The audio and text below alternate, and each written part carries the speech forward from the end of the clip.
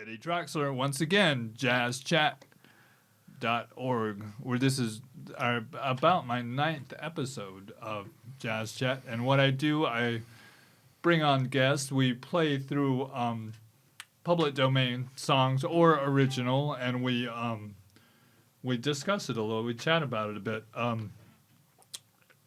Today I have my friend Tom Benson, who is a fiddle player.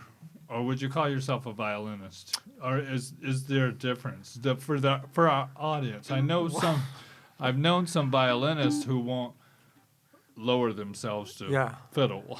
Well, I usually tell people even Itzhak Perlman calls his violin a fiddle. So okay, yeah, and he's so he plays more classical. If those of you who don't know, Itzhak Perlman is one of the top violinists. And well-known classical he's player. always been handicapped, right? Yes. He's plays from a wheelchair, but he didn't let that slow him down as far as playing, for sure.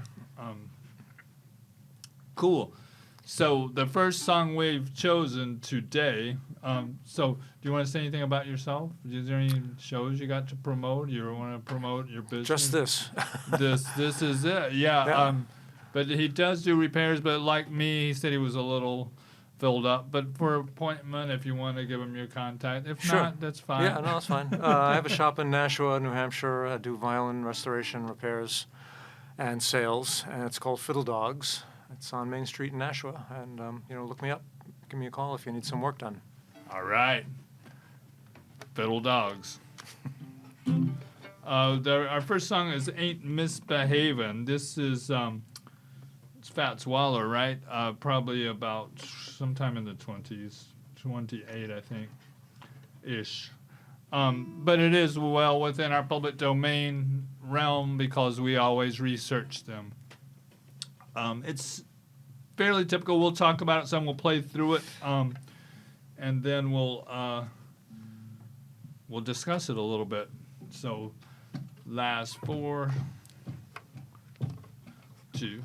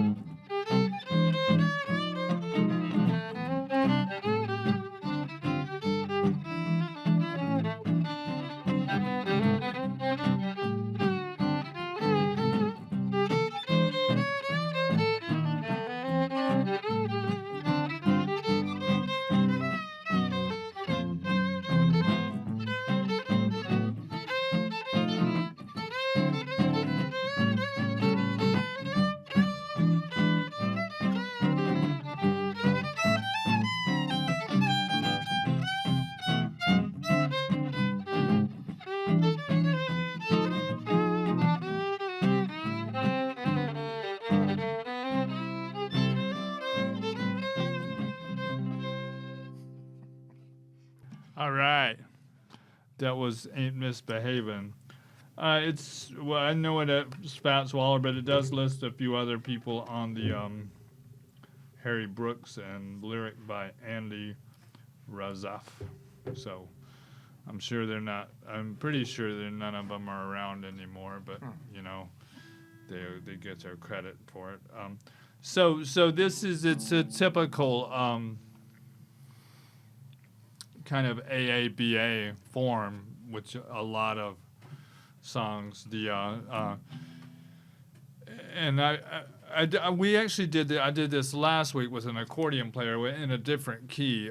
We didn't talk about it too much. This AABA form, and it's also I call it a 1-6-2-5. That do la. So there's a lot of that going on, and generally the A section twice. There's this B section for 8 bars, and then you're back to the A section. It's pretty common. There's a lot of songs, jazz songs that do that, and especially from that era, I think. Sometimes there's a lot of variations, but would you call this rhythm changes? You wouldn't call that rhythm changes. But it's kind of the form of rhythm changes. Rhythm changes would be more like, you know.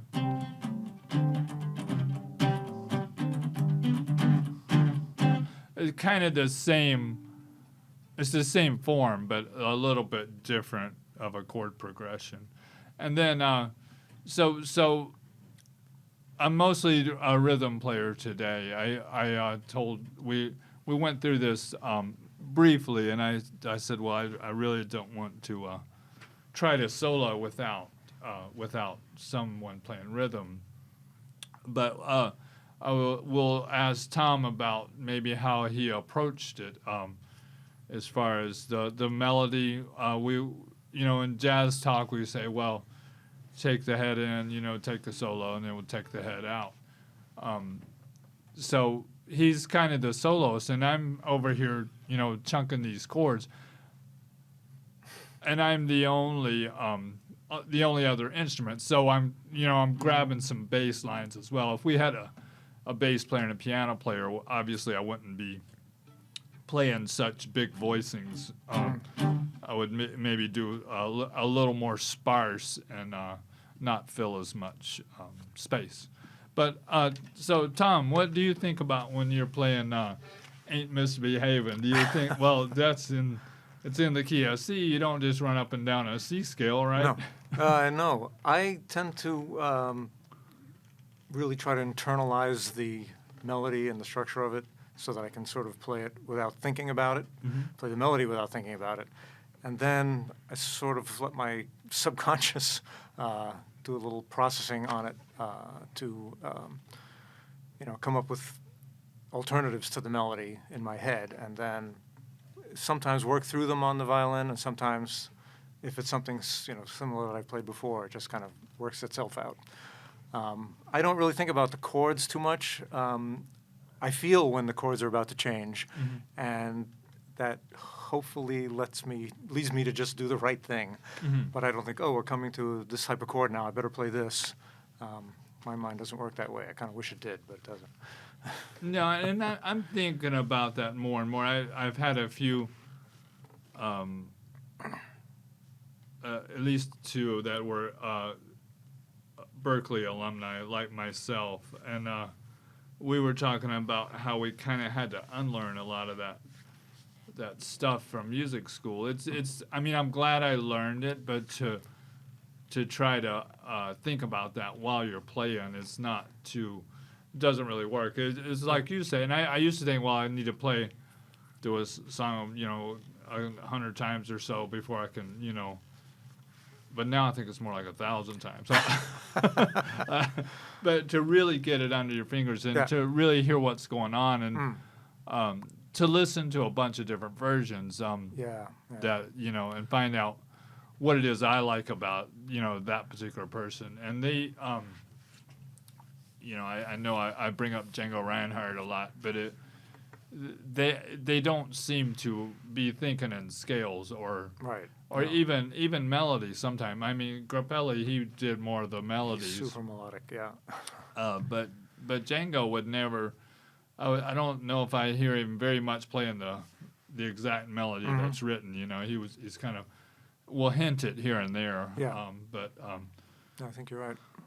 that as well as a lot of other people. There's tons of versions. If you type in "Ain't Misbehavin'," you'll find so many different versions and great versions too. And just kind of check out what they're doing.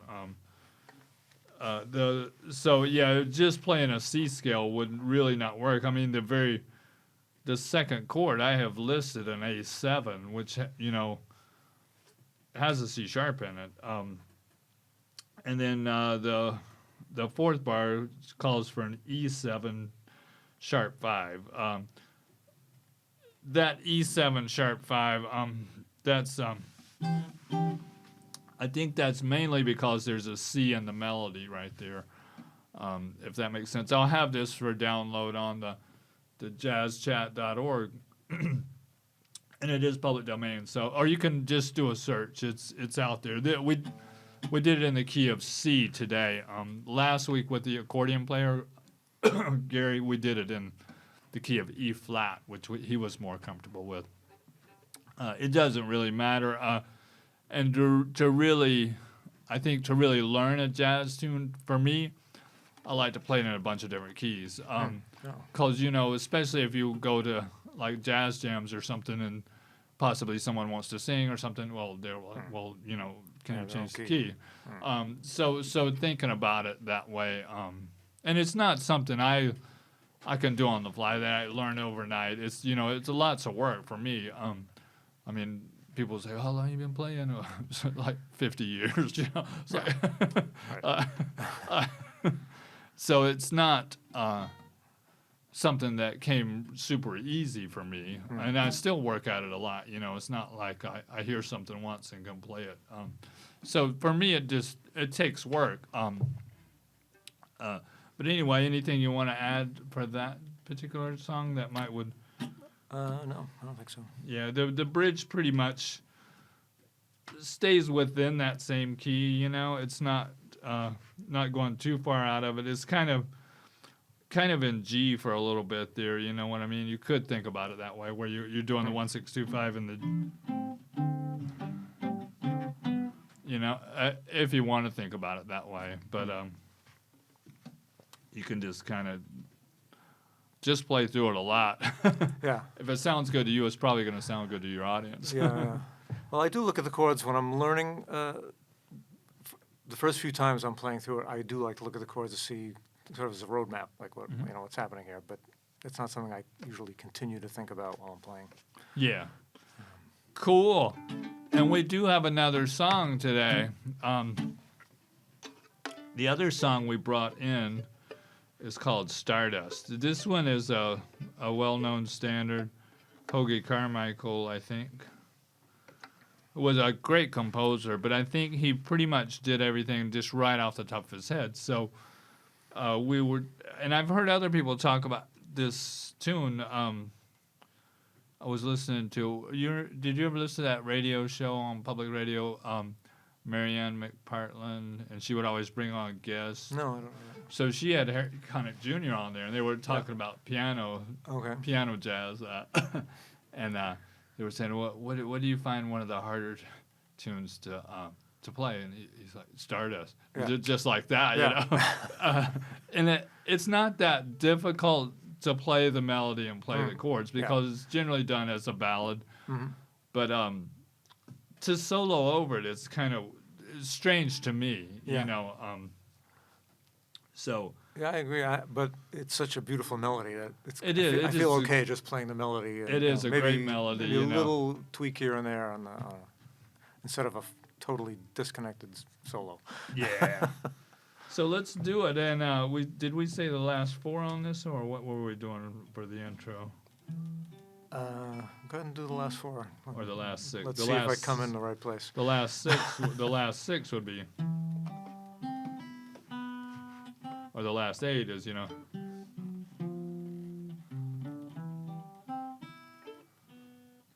Yeah, go ahead, start there.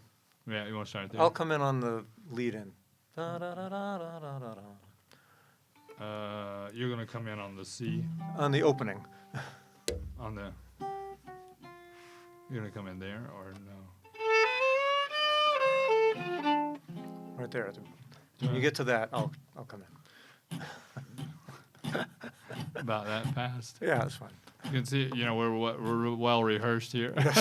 But this is what you do in jazz. You meet people and you jam and that's really the way you learn stuff. It's like sitting there talking or whatever. I gotta remember if you watch some of my other episodes, you'll notice a lot of times I forget to turn my guitar back up. So try to remember today. All right, so the last 8, right? Okay. 2.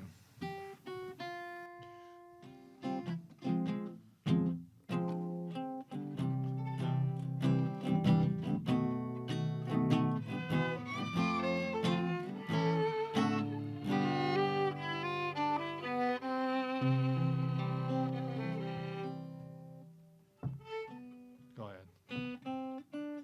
Yeah.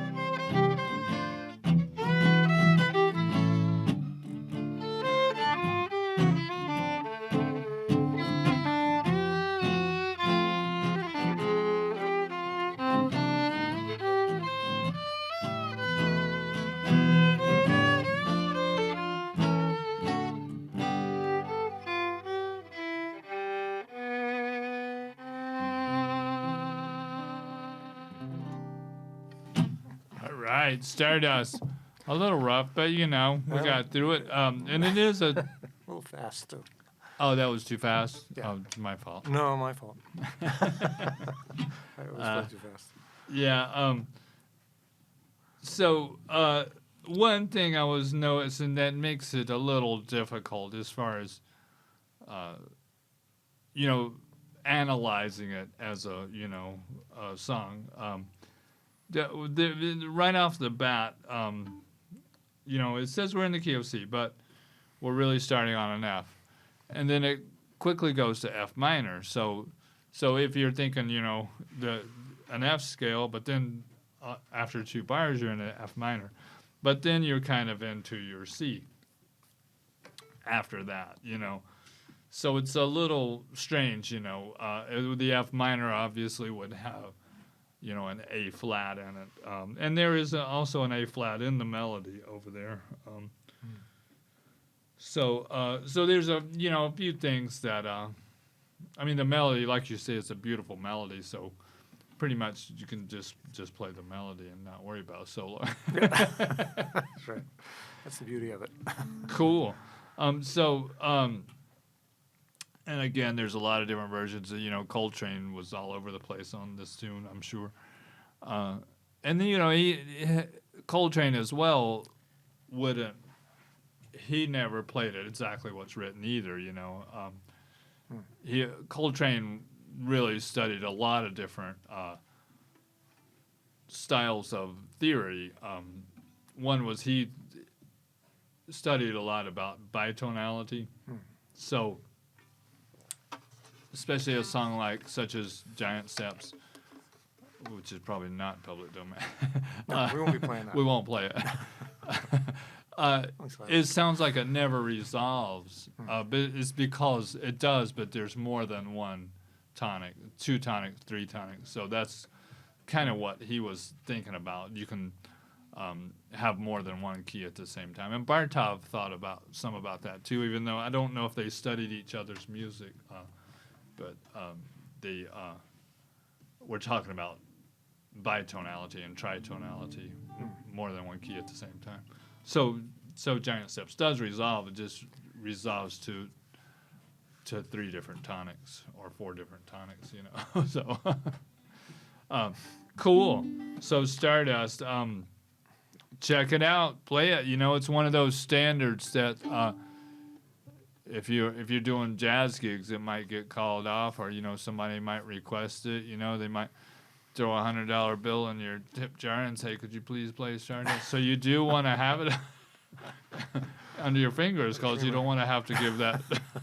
You don't want to have to give that $100 bill back. So, or maybe a halfway play it. You know, here, take 50. Yeah, I'll play the first few measures for 25. Yeah. And that, and as well as the Ain't Misbehavin'. But yeah, tough tune, and obviously not the same form as you know, Ain't Misbehavin', or which was a more standard piece. We still have more time. Do you want to play another song? Do you have something to add to this this particular piece, or do you want to? I don't think so. No. Yeah, it's Go ahead. You have any fiddle jokes? Fiddle jokes? No, I'm not really a joke teller. I guess I've heard a lot, but I was trying to get the accordion player last week. To tell There's accordion always jokes? tons of accordion jokes. But yeah, I guess he was talking about someone broke into his car. You know, they didn't take the accordion, but they put another one in there. all right, that's good. I always heard perfect pitch is when you can throw an accordion into a dumpster and it lands on a banjo. But nah, they're great instruments. They've been around a while. Accordion and banjos. I guess banjos were more of a jazz instrument before guitar, you know, but more tenor banjo. I think what they call clawhammer banjo that you hear bluegrass players now, that was a bit different than tenor banjo from the riverboat days. You would hear that chunky style. Right. See, Django Really was a rhythm originally instrument.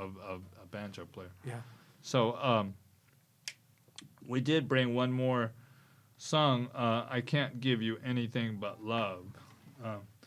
And this is another one, you know, it's from that 20s era of swing. Django Reinhardt and those guys, Django did this tune, right?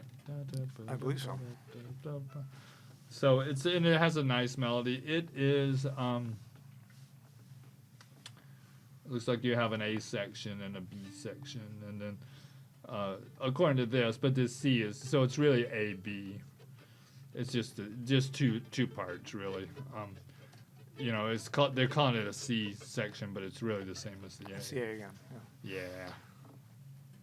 All right, so this one we want to do 3 times through, and All right. Yeah. Did we have an intro on this I one? think we just counted this one in. All right. So, oh yeah, that was it, right Let's on set the time. rhythm first, so you don't take off too fast. Yeah, you want to tell me how fast you want?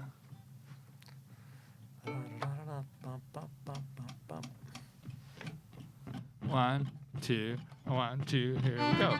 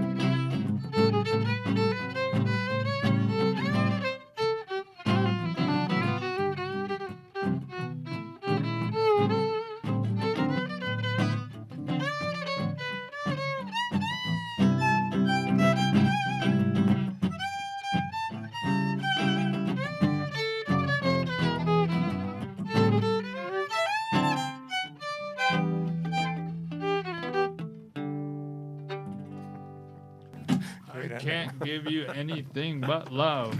That is by Jimmy McHugh, according to my paper here. But then on the other side it says Dorothy Fields. Maybe she was the singer. And I would mention like I'm not a singer, but sometimes it really helps to kind of know a vocal version and kind of know the words in my head to know where to change and stuff. Yeah, I I haven't played this one a lot, but I like it, so I'll probably be playing it some more. You know, listening to a bunch of different versions. This was kind of a last minute, you know, throw in like Yeah. we had decided a few weeks ago that we would do Stardust and Ain't Misbehaving, and I was thinking, well, we usually have time for another one too, and we're running right about 28 minutes and 50 seconds. So, you know, we're running right on time. We got about a minute or so left. So is there anything you would like to add that would help our audience or help you? Or Not that I can think of, but thanks for having me in. This has yeah, really been thanks fun. so much for Tom Benson, Fiddle Dog, up in Nashua, New Hampshire. And I'll always thank FATV for helping us with these podcasts. And I'll be back next week with a brand new show, as they say. This is Eddie Trox or jazzchat.org on the internet. Thank you.